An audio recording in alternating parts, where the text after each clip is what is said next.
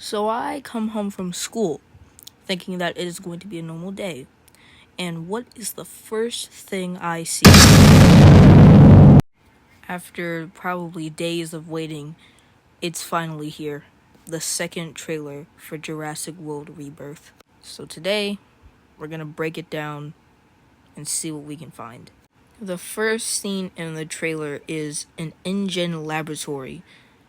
This is the D-Rex breakout scene. Now, before we actually progress, there is a lot of things that I would like to look at in this particular scene because it has so much.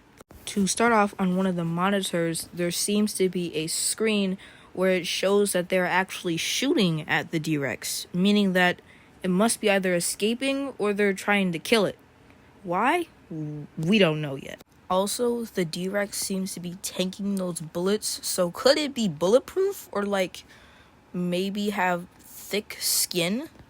Another, and probably the last thing I noticed, is that D-Rex is supposed to be a mistake, meaning that it is supposed to be a failed attempt at cloning a T-Rex. If that's so, why the hell would you give it a name? This leads me to believe that InGen made the D-Rex on purpose.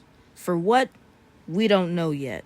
Better yet, why the hell would you keep it in the first place? You could have just killed it. Next up, we get this absolutely terrifying scene where this guy is begging this woman to let him out of the D-Rex enclosure, but she only backs up as the D-Rex disturbingly grabs him.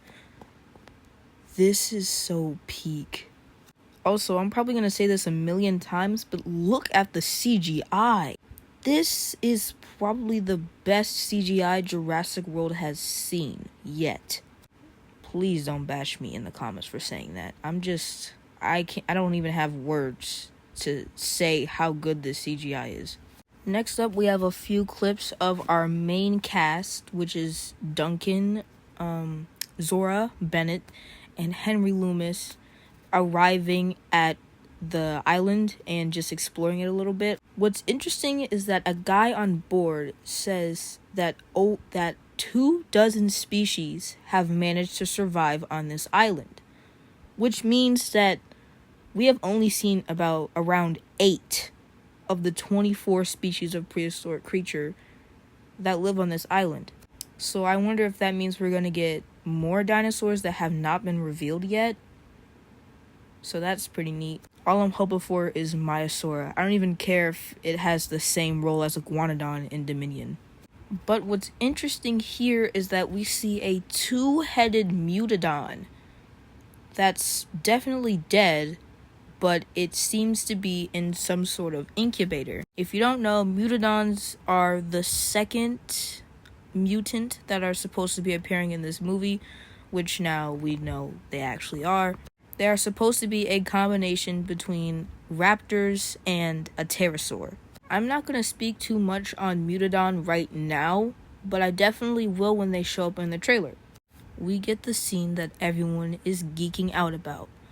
The T-Rex river raft scene. This already looks amazing.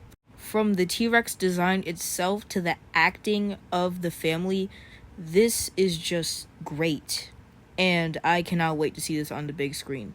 And undeniably, my favorite part probably of this entire scene, we see the T-Rex fully swimming. It looks so good, and I'm probably going to say that a million more times. Another interesting thing to note, though, is that the T-Rex is not rushing them like some predators that usually are looking for food, meaning that it's not hungry.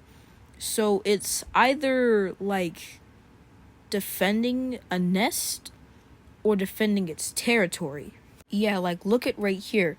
It's not chasing them or trying to eat them, but it's roaring. It's trying to scare them off like it's protecting something. By the way, this T-Rex is very, very chunky. This is probably the healthiest T-Rex we've seen ever since Buck and Doe.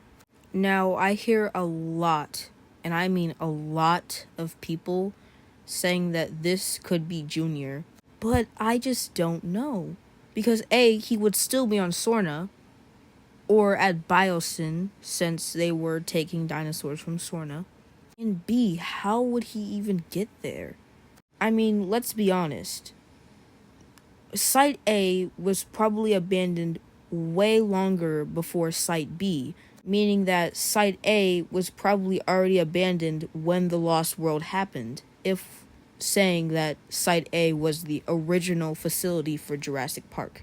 So that technically means that Junior would have no way of getting transported to Site A because there was literally nobody there to actually transport him. Also, InGen didn't give a damn about transporting Junior to Site A. They wanted to bring him to San Diego, yet they still failed to catch him.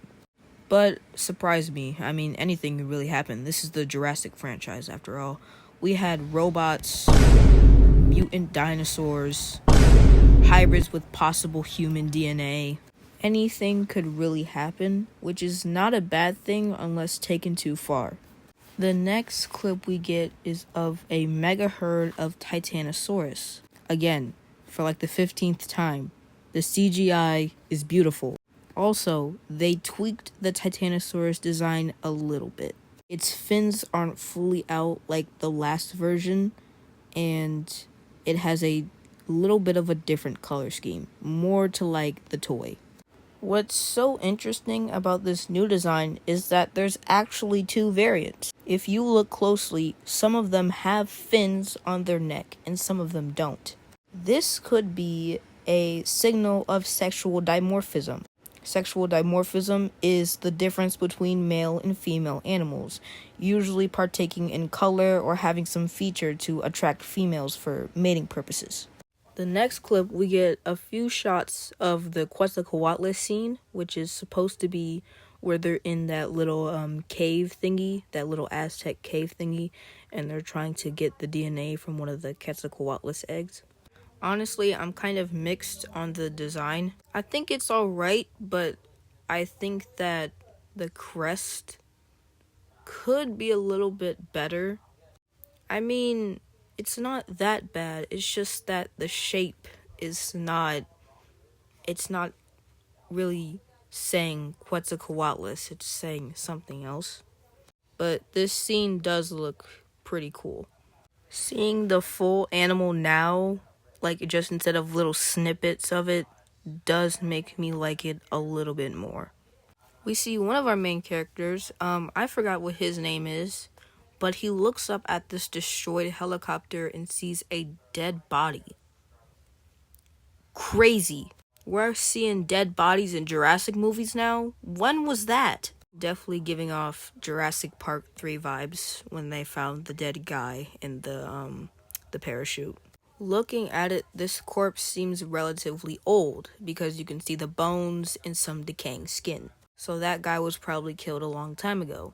By what? We don't know. We then see who is most likely Duncan shooting a flare, but not before seeing our first glimpse at Dolores the Aquilops. First off, she's very adorable. I will give her that. Not as adorable as Baby Bumpy.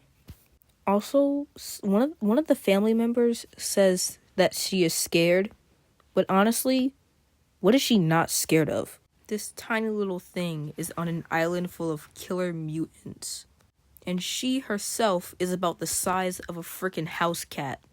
And then we finally get a good look at the D-Rex. This thing looks terrifying. This thing's arms are so sleek and slender while its head is just massive and robust. We get our first glimpse at alive Mutodons attacking the main cast. They look actually decent for a combination between raptors and pterosaurs. Also, again, why would you give it a name and keep it if it was a failed experiment?